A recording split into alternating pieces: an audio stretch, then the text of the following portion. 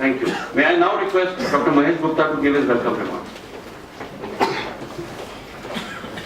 Dr. Hasmukh Kadia, Secretary Revenue, Ministry of Finance, eminent dignitaries on and off the dais, all distinguished guests, managing committee members, colleagues from the industries, friends from media, ladies and gentlemen, a very good morning to all of you. I warmly welcome you all to today's post-budget interactive session on implications of Union Budget 2016, organized by EAP Chamber to facilitate in-depth interaction on the Union Budget proposal for the year 2016. Our special thanks to the Secretary Revenue, Dr. Hasmukh Kadia, who has taken out time from his special busy schedule. It's only 2 days the budget is out, but he is with us today. It's a great honor for all of us. Thank you very much for spending a very good time. As we all know, it was a very difficult year to present the budget to me and to all of us. We know the world is going through a bigger slowdown. India is also witnessing a similar slowdown. But amongst this situation, India is still performing better than and the best in the world economy. And we had challenges. Everybody is expecting, all sectors of the economy were expecting reliefs. The poor and farmers require much more relief than anybody else. The industry was expecting relief. The agriculture sector was expecting relief. And amongst these tight demands, the budget presented by Honorable Prime Minister is a laudable one. We have already said so in our post-budget interaction.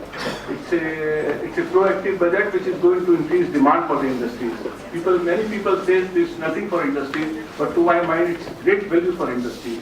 Because once the demand is generated from the rural sector, the industry is going to benefit directly or indirectly. A lot of investments on we find in the infrastructure coming up, the road infrastructure, and even our suggestions to boost the real estate sector. We find that 50,000 rupees extra has been allowed as deduction from the interest we pay. We had been approaching the government on this issue, and we are happy to see that this has been accepted, our request. Although we had asked for a 5 lakhs reduction, but it has become to 2.5 lakhs. This year's budget, no doubt, putting focus on rural development, infrastructure, agriculture, farmer welfare to boost economy, overall economy, development and growth, no doubt. And there are good positive changes into indirect taxes. I'm not going to touch upon each one, but some of the things which are important for trade, industry and commerce. First of all, rate of interest, which is now rationalized. It is now 15% for service tax, excise and customs. It was as high as 30% in case of service tax, now rationalized, except when service tax collected but not deposited, then 24% rate of interest will be applicable. Subsequently, imprisonment provision, power to arrest provision. There was threshold amount of 50 lakh rupees, which is increased to 2 crore rupees, is a good one. Well, steps taken by the government of India. Give us the full benefit if we really stick to it only in 2033, because somebody was coming to tax exemption category before 1417. Say for example somebody sets up a unit in SEZ. SEZ is going to continue up to 2020 now. So he will have his 15 years of availment of income tax exemption. So we will have to continue having MAT till there are income tax exemptions available. But if you allow me to decide from tomorrow onward, even the existing companies which are getting exemption will not have any exemption, then I can straight away abolish MAT, if you allow me that. But nobody will allow you to do that, because those people who are in will object.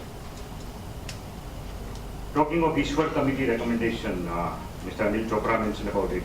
Yes, Ishwaran Committee recommendation.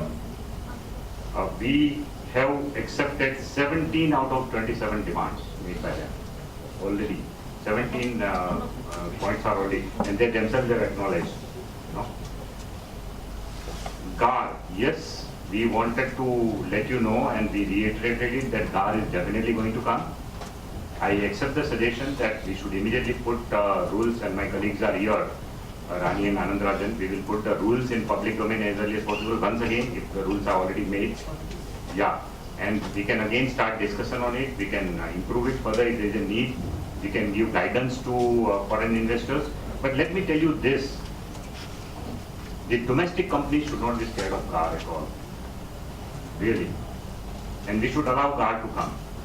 Because without GAR, there are certain foreign institutional investors who are getting undue advantage vis-a-vis the domestic investors. So we must, you as domestic investor, you must insist on bringing GAR. GAR will help us plug the loophole of tax havens. So we must, all the domestic industry should say that GAR should come. Otherwise, there is a disadvantage to domestic local industry. The FIIs and some of the companies are getting away without paying any tax on capital gain, even on short-term capital gain, by investing in Indian market. While we people are, domestic investors are all paying. So we should actually promote GAR in any case, On the indirect tax, the issue of Krishi Kalyan cess, which is raised, Swachh Bharat cess, which is raised. In Swachh Bharat cess, first of all, let me explain to you the entire philosophy of why we are putting more and more cesses when we are abolishing some small cesses. And also why we are doing it at a time when we are moving towards GST. This is the question. GST, yes, there will be no scope for us to put any one of these cesses except in a limited way. But the question is that the finance minister had a very difficult challenge this year. The expectation was that private investment is not taking place, private spending is also low, so the government should spend on infrastructure project, government should do something so that rural demand is kicked in. All these expectations were there. And at the same time, the larger expectation, yesterday I think finance minister in that Vigyan Bhavan function said it very nicely.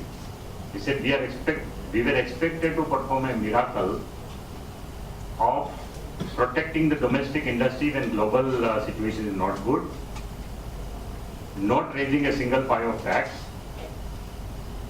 and still enhancing expenditure on everything, and still maintaining a fiscal deficit. Now, how is that possible? Everything you want us to do. You want us to maintain the fiscal deficit, you want us to increase the spending, government spending, so that demand kicks in, and you expect us to also put no tax on you. So that's not possible. Secondly, after the Finance Commission's devolution formula, instead of 32%, 42% is going to states now. So that created a lot of pressure on the Government of India's kitty. We had very little kitty available with the Government of India. The only way to get more money by taxing people is the cess and surcharge, which is kept by the Government of India. We have been very frank about it, It doesn't go to states, we can keep it, So that's why we had to put a couple of these new cesses, infrastructure cess, Krishi Kalyan cess. Now the idea is only this. And even from the compliance window, the income disclosure scheme which we have come out with, there also we have kept 7.5% as a cess, which is also, I think, Krishi only, na? It is in the name of Krishi only. So that also is only because of that reason. So it's only an ordeal or a kind of a problem for businesses only for 1 year. Please bear with us. Next year, when GST comes, we may not have this problem. There is a compliance post, I agree. In terms of input tax credit availability, Swachh Bharat says we said no input tax credit will be available at all. In case of Krishi Kalyan says we are saying yes, you will get input tax credit, but only against the same. You will get a credit of Krishi Kalyan says against Krishi Kalyan says, not against excise duty. So it's not Senvet creditable, but this is the limited purpose for which we have given. So the taxpayer, the stakeholder is being heard, and we are certainly most grateful. So very quickly, because we are more interested in listening to you, I will just touch some points. The disclosure scheme, we in the chamber promote compliance. This is our absolutely unconditional assurance to the government, and this is our desire from all our members. This is not the time to debate. There is always a debate. Should there or should not be a disclosure scheme? The scheme is there. It is 45% in aggregate. The foreign scheme was 60%.